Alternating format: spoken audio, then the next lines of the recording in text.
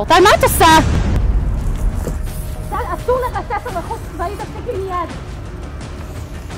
אורטל, תפסיקי מיד. תעשיתי כבר, את לא תגידי לי מה לעשות. אורטל, בבקשה תפסיקי, אני לא אספר לממם ונמחוק את זה ביחד.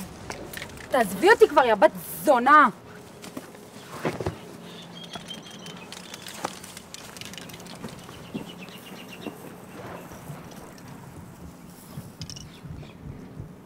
שונאת אותך. אני שונאת אותך, אני שונאת אותך. מבינה שאסור לך לקשקש על רכוש צבאי? עמק, אם הייתי רוצה, הייתי מרססת את כל הבסיס הזה. הזהרתי אותך בנוגע לכללות, זאת הולכת להיות ירידת שלב. אוי, לא. ירידת שלב, מה אני אעשה? הגישה שלך לא תקדם אותנו לשום מקום.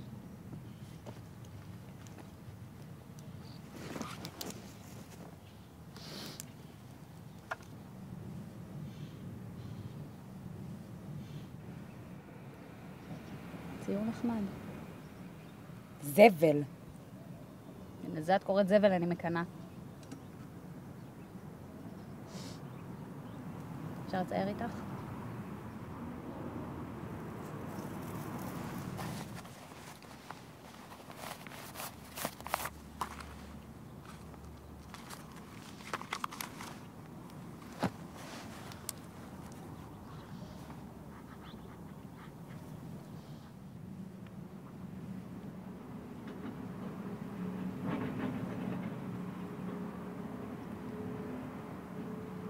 את יודעת שהייתי בערך ב9 או 10, הייתי מציירת את כל החברים של אמא שלי, ואז מוכרת להם כל ציור ב20 שקלים.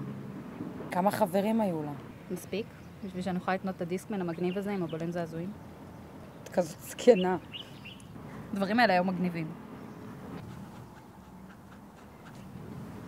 בכל מקרה, הקטע המוזר הוא שהייתי מושיבה אותם שם איזה שעה, כדי לצייר אותם בלי שהם יזוזו, והייתי אומרת להם, אני רק צריכה לסדר את הצלליות, רק צריכה לסדר את האף, ואין לי מושג למה עשיתי את זה.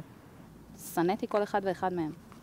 אולי פשוט ניסית להרחיק אותה מאמא שלך?